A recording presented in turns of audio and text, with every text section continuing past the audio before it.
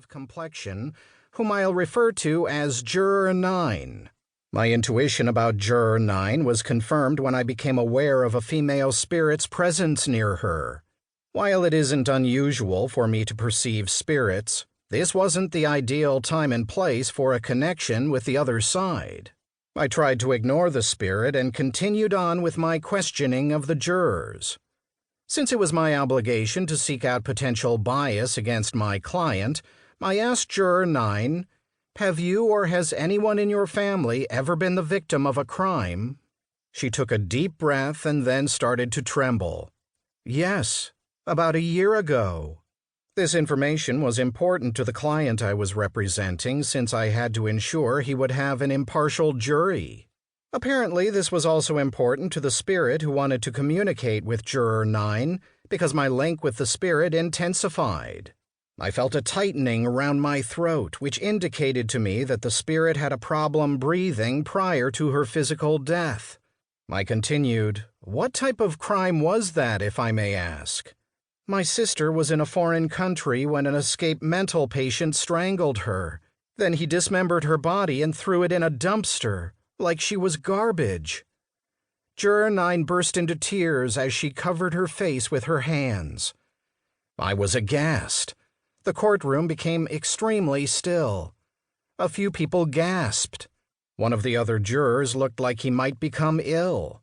Even the normally vociferous prosecuting attorney was temporarily speechless. All eyes were upon me. Stunned and at a loss for words, I knew everyone expected me to do something. My professors in law school certainly hadn't taught me how to deal with this situation. I'm so sorry. I can't even imagine what you and your family have been through," came stumbling out of my mouth. "I wish I had the right words to console you." "What could a lawyer possibly say to make me feel better?" Juror 9 replied bitterly. "Please forgive me for bringing up such a painful memory," I responded. "Painful?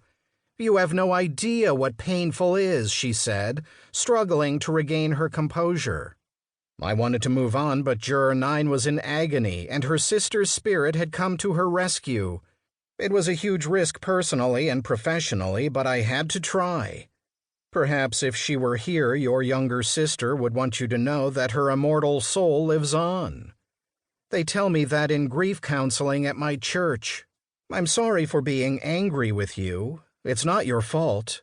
Please forgive me," Juror 9 said softly.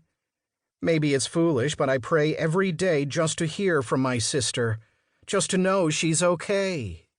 A message from her sister's spirit resonated through me. I had to deliver it. Maybe when it comes to hearing from heaven, sometimes no news is good news.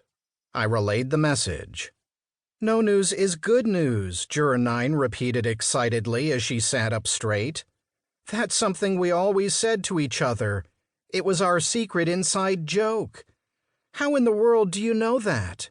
Or that she was my little sister?" "Objection," boomed the prosecuting attorney. "Sustained," the judge ruled. "Mr. Anthony, I don't know what purpose this discourse is supposed to accomplish. Please move on to another juror." Wiping the tears from her eyes with a tissue, Juror 9 looked at me and smiled gently. "Thank you. That made my day." I am often asked how I can be both an attorney and a medium at the same time. Having a foot in both worlds is challenging at times, yet I've never seen them as conflicting. Being both a medium and an attorney has proven beneficial to my clients over the years. I've also seen striking similarities between my dual professions. Both of these careers are about helping people, to solve their legal problems or to ease their grief. In my legal and spiritual work, I've also seen how choosing the wrong means of dealing with death can devastate someone and the lives of those around that person. Finding the right path through grief is extremely important. My dual professions are also evidentially based. As an attorney, I've been trained in critical thinking. I'm naturally skeptical and insist upon having verifiable evidence before accepting something as a fact. I apply the same type of critical thinking in my approach to mediumship.